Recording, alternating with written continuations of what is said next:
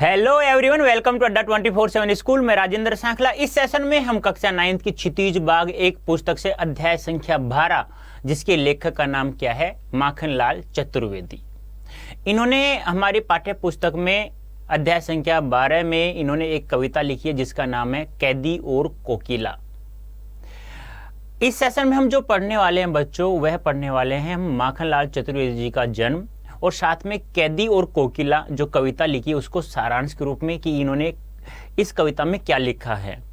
वैसे तो नाम से पता चल रहा है कैदी, कैदी क्या होता है आपको पता है भी है। जो भी जैसे कि मान लो आज वर्तमान समय की बात करें तो कोई गलत कार्य कर दे तो उसे जेल में जैसे डाल दिया उसे वो कैदी कहलाता है। लेकिन पहले क्रांतिकारियों को अंग्रेज लोग क्या करते थे, जेल में डाला करते थे, कारागार में डाला करते थे। और एक कोकिला है, कोयल है, वह भी हमें इस स्वतंत्रता के बारे में बता रही है।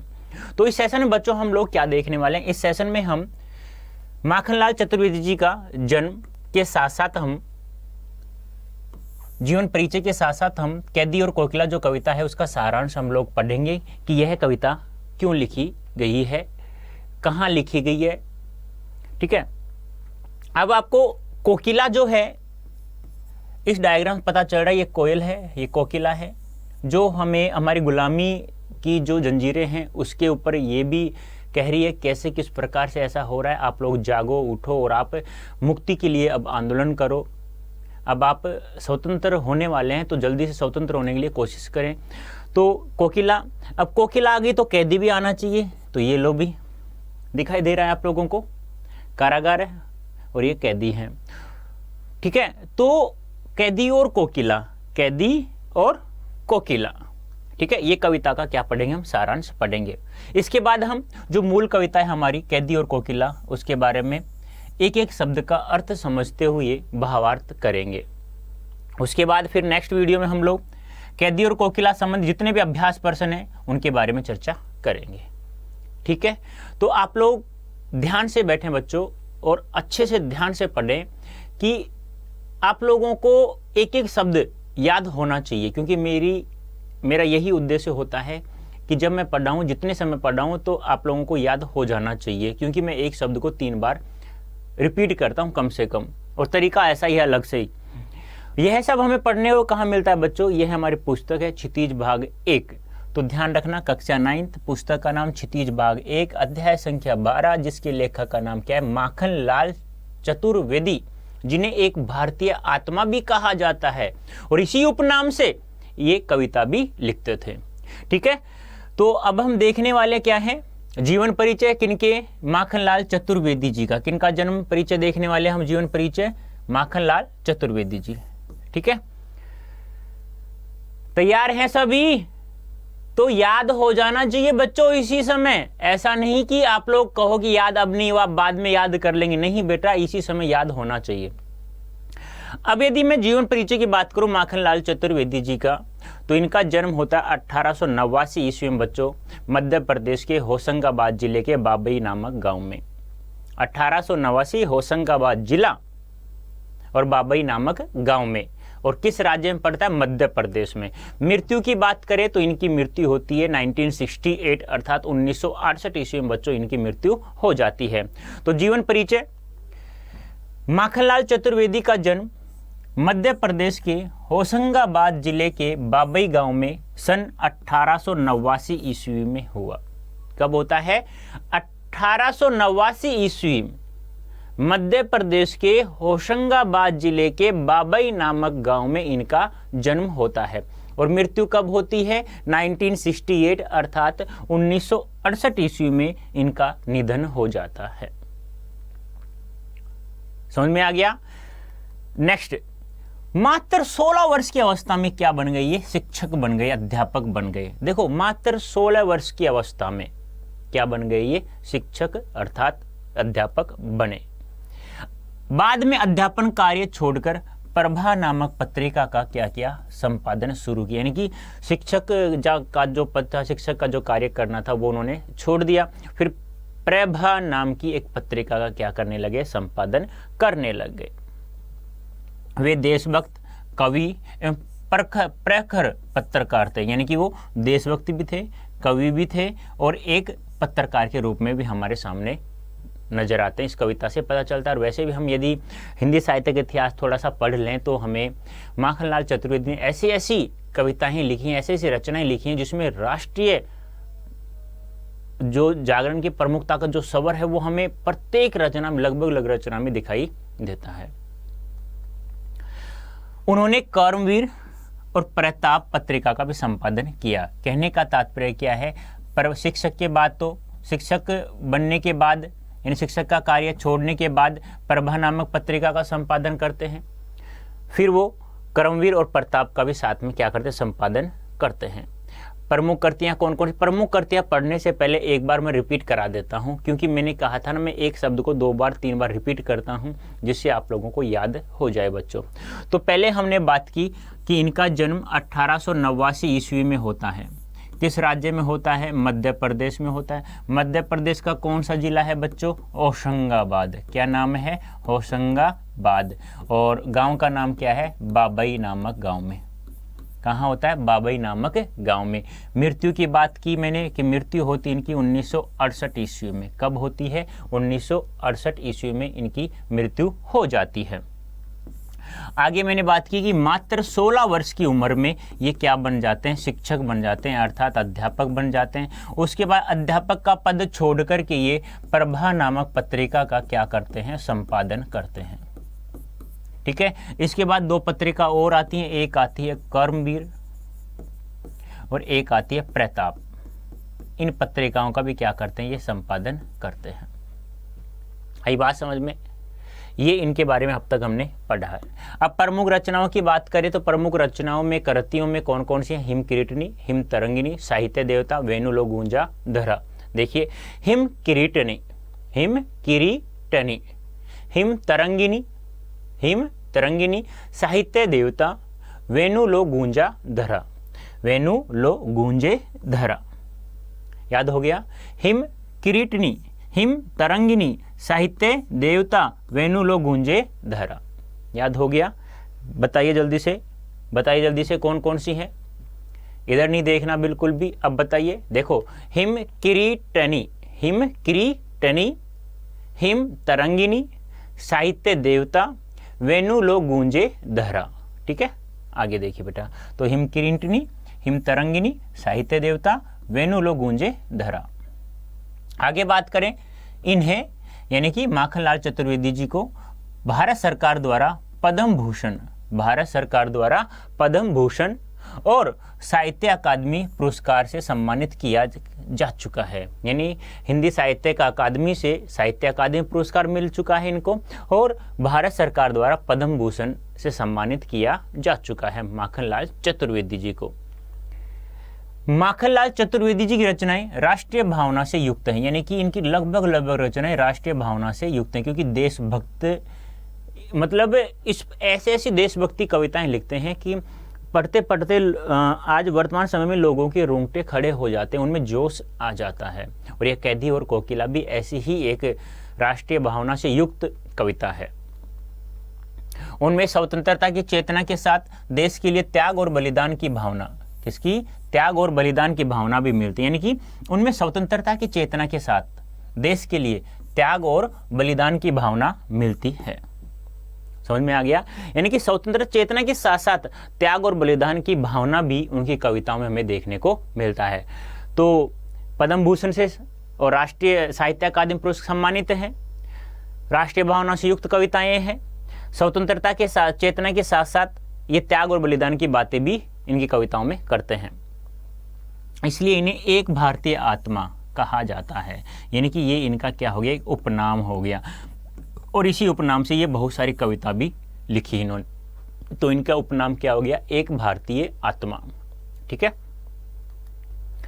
इस उपनाम से उन्होंने कविताएं भी लिखी है। ध्यान रखना, हिंदी साहित्य के अंतर्गत एक भारतीय आत्मा के नाम से किसे जाना जाता है? माखनलाल चतुर्वेदी जी को। वे कवि कार्यकर्ता थे और स्वाधीनता आंदोलन के दौरान कई बार जेल भी गए। यानी कि एक कवि तो थे ही, कवि का जो भी कार्य होता वो कार्य करते थे, साथ में स्वाधीनता आंदोलन के दौरान वो कई बार जेल में भी गए, और ये जेल में रहकर ये कविता भी लिखते हैं, यही कैदी और कोकिला। उन्होंने भक्ति, प्रेम, प्रकृति संबंधी कविताएं भी लिखी, यानी कि राष्ट्रीय भावना से युक्त तो कविताएं लिखते हैं, साथ में भक्ति, प्रेम और प्रकृति से संबंधित कविताएं भी लिखते हैं। देखो, यानी कि सारे गुण विद्यमान है इनमें, इसलिए तो इनको एक भारतीय आत्मा कहा गया है। चतुर्वेदी जी कविता में शिल्प की तुलना में भाव को अधिक महत्व देते हैं, यानी चतुर्वेदी जी कविता में शिल्प की तुलना में भाव को अधिक महत्व देते हैं। यानी कि शिल्प की तुलना में भाव को, शिल्प सौंदर्य, भाव सौंदर्य दो होते हैं ना, तो शिल्प की तुलना में भाव को ज़्यादा महत्व देते हैं। यानी कि हम कहें कि पद के जैसे कहते हैं अलंकार, छंदों का ज़्यादा प्रयोग न करके ये सीधे सीधे बातें लिख देते हैं। उन्होंने परंपरागत छंदबद्धता रचना के अनुकूल शब्दों का भी प्रयोग किया, यानी उन्होंने परंपरागत छंदबद्धता रचना के अनुकूल शब्दों का प्रयोग, यानी छंदों के अकॉर्डिंग, यानी जिस प्रकार छंद एक दूसरे शब्द को जो जोड़े रखते हैं, कविता को छंदों के अनुसार यदि हम कविता लिखते हैं तो वो एक जुड़ी हुई पंक्ति से पंक्ति जुड़ी हुई नजर आती है, तो उससे संबंधित भी कविताएं, यानी उनके अनुकूल भी छंदबद्धता यानी कि परंपरागत, यानी जिस प्रकार रीति चली आ रही है उसके अनुसार भी उनके अनुकूल भी ये कविता लिखे हैं। कविता का सारांश, और यहाँ कविता कौन सी दी गई है बच्चों? कैदी और कोकिला, ये ध्यान रखना, कैदी और कोकिला।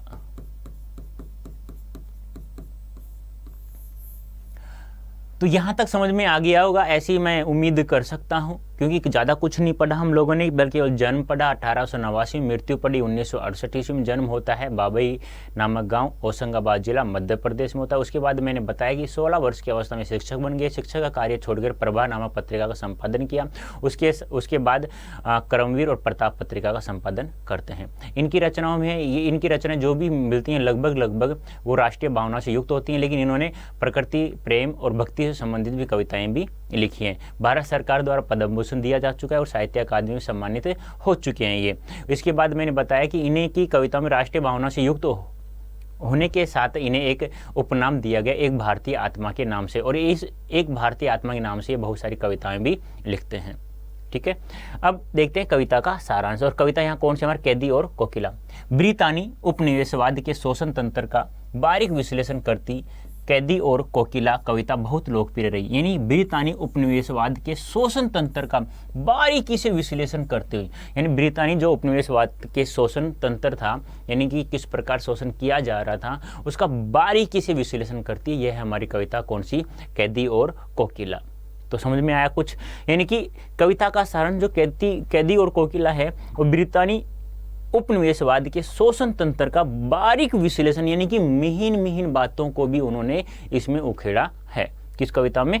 कैदी और कोकिला। और इस कविता से ये बहुत ही लोकप्रिय भी हुई, यानी कविता भी लोकप्रिय हुई। कविता लोकप्रिय होगी तो सीधी सी बात है कवि का नाम भी लोकप्रिय होगा, लोगों में प्रिय, यानी लोक में प्रिय। देखो एक बात ध्यान रखना, काफ़ी बार आप गलतियां कर लेते हो। यदि आप लोगों से पूछा जाए ना कि लोकप्रिय में कौन सा समास होगा, तो बच्चों इसमें कौन सा समास होगा? तत्पुरुष समास होगा। कौन सा समास होगा? तत्पुरुष समास होगा।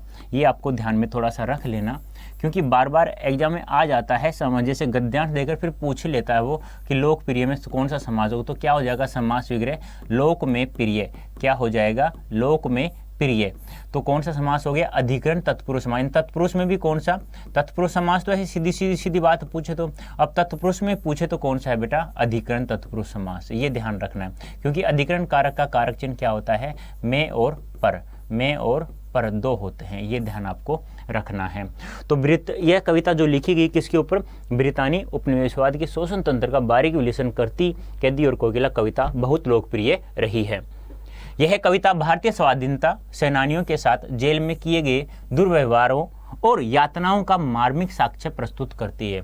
यानी कि जब कवि स्वतंत्रता सेनानियों के साथ में जेल में रहे, उनके साथ कितनी यातनाएं, पीड़ा उनको दी गई है, कितने उनके साथ बुरा व्यवहार है। दुर्व्यवहार क्या होता है? बुरा व्यवहार। दुर यहाँ उपसर्ग है, दुर क्या है? उपसर्ग है, और व्यवहार क्या है? मूल शब्द है। तो दूर यानी बुरा, यानी उनके साथ किस प्रकार से बुरे व्यवहार किए जा रहे थे और उन्हें कैसी यातनाएं यानी पीड़ाएं दे रहे थे, जो देखने पर भी देखी भी नहीं जा रही थी, और वो यातनाएं, उन पीड़ाओं को सहन कर रहे थे। तो इस कविता में उन्हें भारतीय स्वाधीनता सेनानियों के साथ जेल में किए गए दुर्व्यवहारों और यातनाओं का मार्मिक साक्ष्य प्रस्तुत करती है। यानी कि जो स्वाधीनता आंदोलन में जो सैनिक भाग लिए थे, उन लोगों को जब अंग्रेजों ने जेल में डाल दिया तो उनके साथ किस प्रकार से बुरा व्यवहार, उनको कैसी कैसी पीड़ाएं दे रहे थे, उनकी एक कहते हैं ना कि एक ऐसा साक्ष्य प्रस्तुत करती है कि ऐसा तो सोच भी नहीं सकता इंसान, लेकिन तो फिर भी वो इतनी बुरी बुरी उन्हें पीड़ा दे रहे थे और साथ में उन्हें वो झेल भी रहे थे। कवि जेल में एकाकी और उदास है। कवि यह जो कविता लिखते हैं, ये कहाँ लिखते हैं? अभी जेल में। स्टार्ट में बताया था कि यह जो कविता लिखते हैं बच्चों कहाँ लिखते हैं? जेल में लिखते हैं। और कवि क्या है? कवि जेल में क्या है? उदास बैठा हुआ है, एकाकी है, यानी कि इनके पास आसपास कोई भी नहीं है, यानी कि बिल्कुल एकाकीपन से अपना जीवन बिता रहे हैं। कोकिल से अपने मन का दुख, असंतोष और ब्रितानी शासन के प्रति अपने आक्रोश को व्यक्त करते हुए वह कहता है कि यह समय मधुर गीत गाने का नहीं बल्कि मुक्ति का गीत सुनाने का है। यानी कि एक कोयल है, कोकिला है, जो मैंने बताया था ना स्टार्ट में, मैंने कोकिला दिखाया था, फिर उसके पास में एक कैदी भी दिखाया था। तो कहने का तात्पर्य क्या है? कोकिल से अपने मन का दुख और असंतोष और ब्रितानी शासन के प्रति अपने आक्रोश को व्यक्त करते हुए वह कहता है कि यह समय है जो कोकिल, यह एक कोयल, ये कोकिल, यह जो समय है यह मधुर गीत गाने का नहीं है, मधुर गीत गाने का नहीं है, फिर कैसा है? मुक्ति के गीत गाओ। हमें अब क्या होना है? मुक्त होना है, स्वतंत्र होना है। इन अंग्रेजों का जो शासन था वो अब धीरे धीरे समाप्त हो जाएगा, हमें यहाँ से स्वतंत्र होना है, मेरे देश को मुझे आज़ाद कराना है। यानी कि ये जो मेरे भाई हैं यहाँ स्वतंत्रता सेनानी है, इनके साथ कैसी कैसी दुर्व्यवहार करके, इनके बुरा कठिनाई, कितनी कठोर इनको पीड़ाएं पहुँचा रहे हैं, फिर भी वो जीवित हैं। वो इसलिए जीवित हैं कि हमें स्वतंत्र होना है, हमें मुक्त होना है। तो इसलिए वो बार बार कह रहे हैं कोकिल से, हे कोकिल तुम अब मधुर गीत मत गाओ, तुम मुक्ति के गीत गाओ। जब तुम मुक्ति के गीत गाओगे तो हम जैसे स्वतंत्रता सेनानियों में एक जोश उत्पन्न होगा, और जोश उत्पन्न हो जाएगा, तुम यहाँ से बाहर निकल के हमारे देश भारत देश को आज़ाद हमें करवाना है, अर्थात मुझे या हमें भारत देश को आज़ाद करवाना है। कवि को लगता है कि कोयल भी पूरे देश को एक कारागार के रूप में देखने लगी है, इसलिए अर्धरात्रि में चीख उठी है। यानी कि कवि कह रहा है कि पूरे देश को एक कारागार के रूप में देखने लगी है। कौन? कोयल। यानी कवि क्या कहता है कि जो कवि को ऐसा लगता है कि जो कोयल है, जो कोकिल है, वह पूरे देश को एक कारागार के रूप में देख रही है, और जिसके कारण वह अर्धरात्रि में, आधी रात में वह क्या कर रही है? चीख उठी है, वह मुक्ति के गीत गा रही है। आई बात समझ में या नहीं आई? देखो सीधी सी बात है, जो इन्होंने यहाँ हमारे पाठ्य पुस्तक में, देखो नाम से पता चल रहा है, एक तो पहली बात कैदी और कोकिला। अब मैं यही समझा देता हूँ, इसे इन दो शब्दों से मैं पूरी कविता को समझा रहा हूँ। कवि क्या होते हैं? स्वतंत्रता संग्राम में भाग लेने के लिए कूद पड़ते हैं, तो उन्हें बहुत बार जेल जाना पड़ा। जब वो जेल में होते हैं कैदी के रूप में, तो उनके साथ बहुत सारे स्वतंत्रता सेनानी भी कैदी के रूप में वहाँ रहते हैं। उनके साथ जो अंग्रेज अधिकारी थे वो बहुत ही कठोर उन्हें पीड़ाएं पहुंचाते थे, बहुत ही कठोर उनसे मतलब कि उनको पीड़ाएं पहुंचा रहे थे, और वो उनको यातनाओं को सह रहे थे। वो इसलिए सह रहे थे कि हमें एक दिन भारत देश को आज़ाद करवाना है। अब वहाँ जैसे ही कोयल की गूंज उनको कानों में सुनाई देती है, तो कोयल कह रहे हैं, हे कोयल, यह समय मधुर गीत गाने का नहीं है, मुक्ति के गीत गाओ, हमें मुक्त होना, हमें स्वतंत्र होना है यहाँ से, और मेरे देश को आज़ाद भी करवाना है। फिर कवि को लगता है कि कोयल पूरे देश को एक कारागार, एक जेल के रूप में देख रही है, जिसके कारण वह अर्धरात्रि में क्या होती है? चीख उठी है, अर्धरात्रि में चीख उठी है। यानी कि जैसे एक कवि जो व्यक्ति होता है बहुत तेज बोलता है, बहुत तेज चिल्लाता है, यानी कि बहुत तेज प्रलाप करता है, तो उसी प्रकार वह चीख उठी है। अब देखिए शब्द संपदा। शब्द संपदा क्या होता है बेटा? शब्दार्थ, यानी कुछ ऐसे कठिन शब्दार्थ हैं जिसको हमें यदि याद कर लेंगे तो यह कविता हमें अच्छे से समझ में आ जाएगी। कैदी और कोकिला। बटमार क्या होता है? रास्ते में यात्रियों को लूट लेने वाला, यानी ऐसा व्यक्ति जो रास्ते में चल रहे यात्रियों को क्या कर लेता है? लूट लेता है, उसे क्या कहा जाता है? बटमार कहा जाता है, बटमार कहा जाता है। कहने का तात्पर्य क्या है कि रास्ते में यात्रियों को लूट लेने वाला व्यक्ति क्या कहलाता है? बटमार कहलाता है। हिमकर, हिमकर क्या होता है? चंद्रमा। हिमकर क्या होता है? चंद्रमा होता है। फिर है दावानल। देखो दावानल क्या होता है? जंगल की आग। देखो दावानल शब्द को समझे, इसे हम दावाग्नि भी कह सकते हैं। क्या कह सकते हैं? दावाग्नि। यदि संधि विच्छेद करें ना इस शब्द का, तो इस शब्द का संधि विच्छेद क्या हो जाएगा? दाव धन अनल। और अनल का अर्थ क्या होता है? आग होता है। और दाव का अर्थ क्या होता है? वन, या आप कह सकते हो जंगल, या आप कह सकते हो अरण्य, यानी जंगल की आग। ठीक है, तो यहाँ संधि कौन सी होगी? एक के साथ में एक का मेल हो रहा है, तो कौन संधि होगी बेटा? यहाँ पे दीर्घ स्वर संधि हो गई, दीर्घ स्वर संधि। तो आपसे पूछा जाए जंगल की आग को क्या कहा जाता है, वन की आग को क्या कहा जाता है, तो क्या कहा? दावानल या दावाग्नि कहा जाता है। ऐसे ही आपसे पूछ लिया जाए कि समुद्र की आग को क्या कहा जाता है? किसकी आग को? समुद्र की आग को क्या कहा जाता है? तो बताइए जल्दी से मुझे, समुद्र की आग को क्या कहा जाता है? पेट की आग को क्या कहा जाता है? तो ध्यान रखना, पेट की जो आग होती है, पेट की आग, उसे कहा जाता है जठराग्नि। और जो समुद्र की आग होती है, किसकी आग? समुद्र की आग होती है, उसे कहा जाता है भंगवानल या बड़वानल। भंगवानल होता है, वैसे लोग बड़वानल भी कह देते हैं, तो आप याद रखना भंगवानल। ठीक है, तो जंगल की आग को दावाग्नि या दावानल, पेट की आग को जठराग्नि, और समुद्र की आग को बेटा भंगवानल कहा जाता है, बड़वानल कहा जाता है। आई बात समझ में? और आपको याद हो तो तुलसीदास जी ने भी कहा था कि जो पेट की आग है वह समुद्र की आग से भी गहरी, भयंकर है, बहुत अत्यधिक है। ठीक है, तो बटमार रास्ते में यात्रियों को लूटने वाला इंसान बटमार कहलाता है। हिमकर होता है चंद्रमा, दावानल होता है जंगल की आग। मोट, मोट क्या होता है? पूर या चरसा, चमड़े का ढोल, डोल जिससे कुएं आदि में पानी निकाला जाता है। यानी कि मोट क्या होता है? पुर या चरसे को मोट कहा जाता है, जो क्या होता है? चमड़े का डोल जिससे कुएं आदि से पानी निकाला। डोल नहीं होता, बाल्टी जिसे कहते हैं, जैसे बाल्टी पकड़ते हैं, डोल प्लास्टिक की बाल्टी आती है, चमड़े की होती थी उस समय, तो उसमें पानी निकाला जाता था। तो मोट क्या होती है? पुर या चरसा को मोट कहा जाता है। मोट पुर या चरसा क्या होता है? कि चमड़े का ऐसा डोल जिससे कुएं आदि से क्या निकाला जाता है? पानी निकाला जाता है। याद समझ में आ गया? आया समझ में? मोट, पुर या चरसा, दावानल जंगल की आग, हिमकर चंद्रमा, बटमार रास्ते में यात्रियों को लूटने वाला इंसान। जुआ या जुआ, जुआ बोल दो या जुआ बोल दो। देखो इसमें थोड़ा सा अंतर ध्यान रखना, ये है एक शब्द, ये है एक शब्द, ये है बड़ा ऊ। थोड़ा सा इनको ध्यान रखना, आपको बड़ी बड़े ऊ में कोई दिक्कत आती है तो वो ध्यान रखना है। देखो इसको समझो, ये दूध है और ये दूध है, दूध और दूध, जुआ जुआ जुआ जुआ। ठीक है, तो क्या होता है? बैलों के कंधे पर रखी जाने वाली लकड़ी को, यानी बैलों के कंधे पर जो लकड़ी रखी जाती है उसे क्या कहा जाता है? जुआ कहा जाता है। ठीक है, हूं करती हुंकार भरना। व्याली, व्याली होता है सरपिणी, व्याली क्या होता है? सरपिणी। मोहन, मोहन शब्द यहाँ आया मोहनदास करमचंद गांधी अर्थात महात्मा गांधी, महात्मा गांधी। देखो ये शुद्ध शब्द ध्यान रखना, ये गांधी लिखते हो आप लोग, ये गांधी हो गया, ये क्या है? अशुद्ध शब्द है। और शुद्ध शब्द क्या होता है बच्चों? गांधी।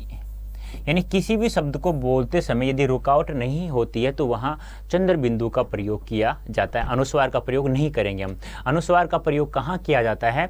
जब किसी शब्द का उच्चारण करते समय कोई रुकावट महसूस होती है तो वहाँ अनुस्वार का प्रयोग करते हैं। जैसे अंधकार यहाँ करेंगे, इंदर यहाँ करेंगे हम लोग, लेकिन जैसे चांदी, आंधी, पाँव, चांद, आँख, यहाँ अंधेरा, यहाँ हम लोग चंद्र बिंदु का प्रयोग करेंगे। तो समझ में आ गया होगा, जिन शब्दों का उच्चारण करते समय कोई रुकावट महसूस नहीं होती है तो वहाँ पर चंद्र बिंदु का प्रयोग किया जाता है। रुकावट होती है बच्चों तो वहाँ अनुस्वार का प्रयोग किया जाता है। तो मोहन क्या हो गया? मोहनदास करमचंद गांधी या महात्मा गांधी, जिन्हें राष्ट्रपिता भी कहा जाता है। तो उम्मीद करता हूं बच्चों आप लोगों को बहुत अच्छे से माखनलाल चतुर्वेदी जी के जीवन परिचय और साथ में कविता का सारांश जो हम पढ़ा वो बहुत अच्छे से समझ में आ गया होगा, ऐसी उम्मीद करता हूं। इसी प्रकार आप हमारे सेशंस के साथ में जुड़े रहिए। धन्यवाद, थैंक यू सो मच।